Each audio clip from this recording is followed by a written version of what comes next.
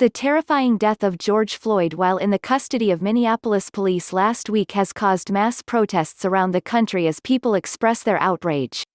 The hideous images captured on video for all to see will have a lasting impact on America. I pray for the better. The country is unified, regardless of skin color or political party, around the truth that Floyd's killing and others like it are totally unacceptable in our society, and we must all work together to end racially charged violence against African Americans. Peaceful protests are constitutionally protected and must be respected. Dr. Martin Luther King Jr. was correct when he taught us that nonviolent gatherings send a powerful message that change is possible.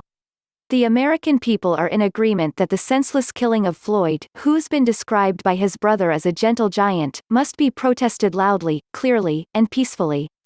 Violent anarchists and America haters have upended the peaceful protests to wreak havoc on our cities from coast to coast and desecrate the memory of George Floyd. They call themselves Antifa, short for anti-fascists, but nothing could be further from the truth. They are misusing Floyd's tragic death to further their goals of destruction and division in America. As we're all finding out, if you don't comply with the demands of these anarchists, they'll beat you up and burn your neighborhood to the ground. Antifa doesn't care about Floyd, they only care about chaos, destruction, and overthrowing our constitutional republic in favor of a system that only allows for the deranged freedom of expression that Antifa agrees with. In short, Antifa extremists come out of the shadows to turn peaceful protests into riots. This week President Trump showed true leadership by announcing that he was designating Antifa a terror organization.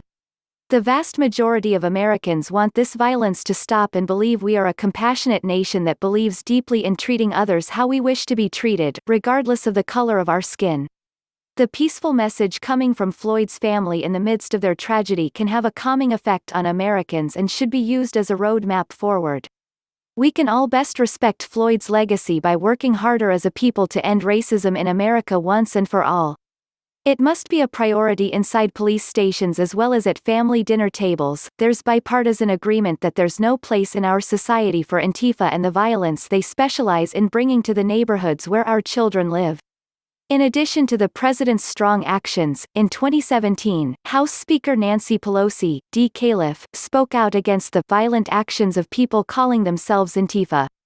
And last year former Vice President Joe Biden condemned Antifa's assault on a journalist by saying, "Freedom of expression is fundamental to who we are as Americans, and that anti-NGOs attackers should be identified and investigated." In these times of rigid partisanship, when both political parties agree on something, it's time to take bold action. The American people deserve the facts about this terror group and the government must deliver. What is its leadership structure? How do they communicate with one another to implement their violent operations? Where do they get their tools and equipment? And perhaps most importantly, who is funding their violence? Congress needs to conduct a thorough investigation, accompanied by public hearings, to shine a light on how these extremists conduct their business of terror. Call FBI Director Christopher Wray and Acting Homeland Security Secretary Chad Wolf to testify immediately about what their agencies know about Antifa. The FBI and Homeland Security Department should also prioritize shutting these rioters down so they can't communicate or receive the funds necessary to conduct their violent operations. It will take time for our country to heal in the wake of Floyd's death. It will require that those responsible be brought to justice and that we all dedicate ourselves to improving as a nation. The video of George Floyd's life being taken away from him in the middle of the street is never going away, and we must never forget it. Maybe it can help us summon the better angels of our nature, as Abraham Lincoln said. We can start by agreeing that what happened to Floyd should be robustly and peacefully protested and Antifa's violence must be condemned and investigated. Those are ideals to unite around.